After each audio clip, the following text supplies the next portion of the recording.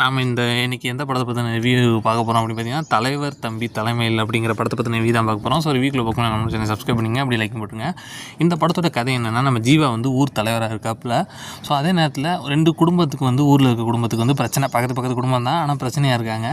அதுவும் இல்லாமல் அவங்க ஒருத்தர் வீட்டில் கல்யாணம், இன்னொரு வீட்டில் ஒரே நேரத்தில் இலவு. ஸோ இந்த ஏற்கனவே பிரச்சனை. ஸோ இந்த மாதிரி இதில் பக்கத்தில் நடக்கும்போது இன்னும் பிரச்சனை.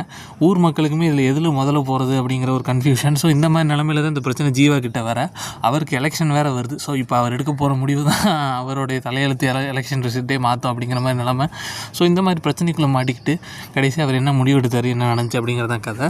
ஸோ முழுக்க ஒரு காமெடி பேஸ்டு ஸ்டோரியாக தான் செட் பண்ணியிருந்தாங்க. நம்ம ட்ரெய்லர் பார்க்கும்போதே ஓரளவுக்கு காமெடியாக தான் இருந்துச்சு. ஸோ அதுக்கு தான் படம் பார்க்க போனோம். காமெடி நல்லா இருந்துச்சுங்க, நல்லா ஒர்க் ஆயிருந்துச்சு. ஜீவா அவர்களுக்கு ஒரு நல்ல கம்பேக் படம்னே சொல்லலாம்.